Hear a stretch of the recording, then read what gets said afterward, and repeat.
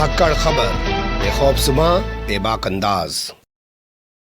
धाकड़ खबर के news room से मैं आपके साथ हूं अकरम रईस खान। अगर आप लोगों को याद है तो 2 दिन पहले की ही बात है, आपके सामने एक खबर रखी थी उत्तर प्रदेश के गाजियाबाद से। गाजियाबाद का एक इलाका है लोनी। यहाँ के एक पूर्व विधायक है मदन भैया, 4-5 बार के विधायक रहे हैं, राष्ट्रीय लोकदल के बड़े नेताओं में शुमार किए जाते हैं। पश्चिम उत्तर प्रदेश के अंदर उनका एक बड़ा नाम है। उनके घर पर पुलिस पहुंच गई, जिसके बाद उनके गाँव के लोग इकट्ठे हो गए और पुलिस को पीछे भागना पड़ा। इसके बाद अगले दिन उन्होंने पंचायत की और पंचायत करके बताया कि कैसे वहां पर जो बीजेपी का विधायक है, जिसका नाम नंदकिशोर बताया जा रहा है, उसके जरिए पुलिस उन पर दबाव बनाने की कोशिश कर रही थी। उनके एक साथी जो उनके यहाँ काम करने वाला है राशिद वारसी, उसको भी हिरासत में पुलिस ने लेने की कोशिश की। उसके घर पे छापेमारी की, वो नहीं मिला तो उसके घर के दरवाजे तोड़कर उसके भाई और भैयाओं को उठाकर ले गई। यानी ये बात साफ बता रही है कि उत्तर प्रदेश की जो पुलिस है वो भाजपा के नेताओं के, विधायकों के दबाव में काम कर रही है। फिर से एक ऐसी तस्वीर आपके सामने रखने जा रहा हूँ, ये मेरठ से आ रही है। यहाँ एक वकील ने फांसी लगा ली है। मेरठ के वो सीनियर वकील थे, फांसी लगाकर उन्होंने जान दे दी है। उनके पास से जो सुसाइड नोट मिला है उसमें साफ लिखा है कि बीजेपी विधायक के दबाव में पुलिस उनको परेशान कर रही थी और वो इतने आजिज आ गए। एक वकील जो दूसरों को इंसाफ दिलाने के लिए लड़ता है, जो दूसरों के लिए कानूनी लड़ाई लड़ता है, वो वकील इतना हार गया पुलिस के दबाव में। आप सोचिए, कल्पना करिए उत्तर प्रदेश में चल क्या रहा है कि वो फांसी पर झूल जाता है। फांसी लगा ली, सुसाइड नोट में लिखा कि मेरठ के हस्तिनापुर से बीजेपी का विधायक दिनेश खटीक पुलिस के जरिए उन पे दबाव बनवा रहा था। और यही नहीं, कुछ और दबंग लोगों के जरिए भी उन पे दबाव बनवा रहा था। हम तमाम चीज़ें आपके सामने रखेंगे बारी बारी से, लेकिन ये खबर जब आप देख और सुन रहे हो तो सोचिएगा कि आज ये उत्तर प्रदेश में पुलिस है या भारतीय जनता पार्टी का कार्यकर्ता बन के रह गई है। तो खबर की शुरुआत करते हैं, आपको लेके चलते हैं मेरठ के गंगानगर। गंगानगर एक थाना पड़ता है, वहां की एक कॉलोनी है मीनाक्षीपुरम।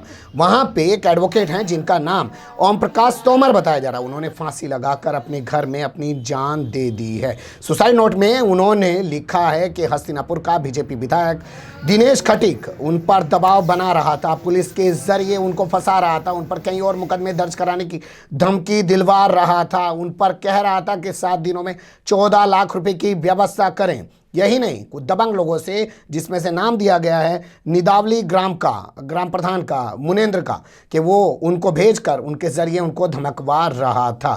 कैसे पूरी बात इन वकील महोदय का बेटा बता रहा है। सोचिएगा इस बेटे पे क्या गुजर रही होगी जिसने अपने पिता को ऐसे फांसी पर झूलते हुए देखा होगा। सुन लीजिए। क्या नाम है आपका? जी मेरा नाम दिवेश है। दिवेश, क्या घटना हुई है आज यहाँ पे? जी आज सुबह मेरे पिताजी ने दिनेश खटीक विधायक के दबाव में आके जी और सुसाइड कर लिया जी, क्योंकि उनसे लगातार धमकी आ रही थी कि जल्दी से 15 लाख रुपए लाओ। कभी वे दे रहे थे, कभी उनके वे जो गुर्गे हैं वे दे रहे थे। किस बात के 15 लाख मांग रहे थे वो? जी उन्होंने वो करवाई थी, अपने यहाँ फैसला करवाया था है जी, गाड़ी भी दुआ दी हमसे, सारी चीज़ दुआ दी और 15 लाख रुपए भी। उन्होंने जल्दी 3 महीने का टाइम दिया था, लेकिन उन्होंने टाइम भी नहीं दिया हमें और भाई जी नहीं करते रहे कि मुझे जल्दी यहाँ 15 लाख रुपए जमा करो, जल्दी। किसकी शादी हुई थी? जी मेरे बड़े भाई की शादी हुई थी। अच्छा, ठीक है जी। और आज कल की फुटेज भी हमारे सीसीटीवी कैमरे में है। मुंदर प्रधान जो मक्के हैं मुंडावली के, वे आए थे, वे साफ धमकी दे गए थे कि या तो जल्दी पैसे पहुंचा दो, अन्य तुम्हारी विधायक चूड़ी खींच देगा, ऐसी खींच देगा तुम जिंदगी में कभी शुद्ध नहीं हो पाओ। तो आपने सुसाइड नोट पढ़ा था क्या? जी सुसाइड नोट पढ़ा था, उसमें भी यही मेंशन किया था जी उन्होंने कि मैं विधायक दिनेश खटीक और उसके जो गुर्गे हैं जैसे संतरपाल और ये मुनिंदर प्रधान निडावली और एक कुंडा का है जो उसका नाना है स्वाति का धर्मपाल, जिनके दबाव में आकर मानसिक रूप से मैं जी सुसाइड कर रहा हूँ। और कल की जो बात है, कल की जो बात है जी, वे तेजाब छिड़क के अपने वहाँ गए हैं जी खतुल्ली में, और इन्होंने फिर फ़ोन करा जी खुद ही दिनेश खटीक ने कि इनका मुकदमा लिखो। तो जी फिर उससे ज़्यादा वे परेशान आ गए, क्योंकि देखो जी जब विधायक हैं वे कुछ भी कर सकते हैं और वो कहते हैं मैं कुछ भी कर दूंगा जी। फिर उन्होंने जी फिर आ गए गए हैं, तो जी उन्होंने बहुत परेशान हो गए जी, इतने परेशान हो गए जी उन्होंने, यो हमारे विधायक जी ने इतने परेशान कर दिए जी हम इन्हें जी, हमारी मौत, मेरे पापा की मौत के जिम्मेदार यही हैं जी। तो ये आज आप लोग थाने में आए, तहरीर दिया आपने थाने में इनके खिलाफ? जी हमने उनके खिलाफ तहरीर दी है पूरा। उन्होंने जी इतना बड़ा हमारे साथ फ्रॉड कर रखा था जी, गाड़ी नाम किसी और के थी जी, हमें दे दी और उसने पहले तो दहेज में लिखवा दी, फिर चोरी से लिखवा दी जी। 3 थानों की पुलिस हमारे यहाँ दबोच दे रही है लगातार। बताओ जी आदमी मरेगा या जीवेगा, अब तुम लोग बताओ। इतना हमारे साथ उत्पीड़न किया हुआ है उन्होंने जी। देखा आपने ये बेटा कैसे बता रहा है, तमाम चीज़ों को बयान कर रहा है। आपकी समझ में ये भी क्लियर हो गया होगा कि मामला दहेज उत्पीड़न से जुड़ा हुआ है।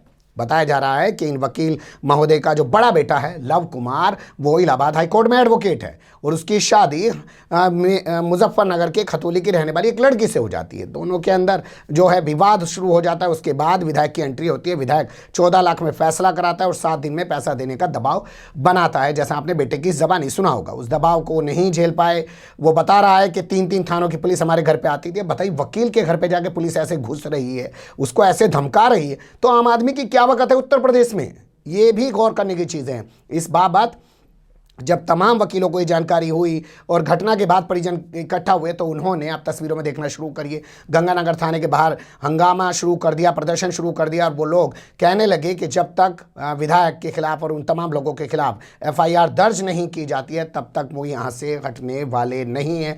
और अब खबर ये आ रही है, FIR की कॉपी देखना शुरू कर दीजिए, आपके डिस्प्ले पे है। तमाम लोगों के खिलाफ विधायक समेत FIR दर्ज हो गई है। इस मामले में हमने वहाँ के पुलिस अधिकारियों से बात करने की कोशिश की, लेकिन कोई भी जवाब देने को तैयार नहीं है, कोई भी ऑन कैमरा बोलने को तैयार नहीं है। इसी तरीके से विधायक से भी संपर्क साधने की कोशिश की, लेकिन विधायक से संपर्क नहीं साधा जा सका। फिर हमने स्थानीय पत्रकारों से बात की कि क्या आपके पास किसी पुलिस अधिकारी का कोई बयान है या विधायक का कोई बयान है, तो उन्होंने भी इनकार कर दिया कि इस बाबत ना तो किसी पुलिस अधिकारी ने अभी तक कोई बयान दिया है और ना विधायक सामने आकर बयान देने को तैयार है। लेकिन ये मामला बता और दिखा रहा है कि उत्तर प्रदेश में आखिर किस तरह का जंगल राज चल रहा है। वकील, अब जाइए वकील के पास, साहब हमारे घर में पुलिस घुस गई थी, हमारे बच्चे के साथ मारपीट की दिया। वकील कहता है घबराना मत, मैं कोर्ट में देख लूंगा इन लोगों को। वो वकील अपने जीवन से हार जा रहा है उत्तर प्रदेश में, और कहाँ पे? मेरठ में।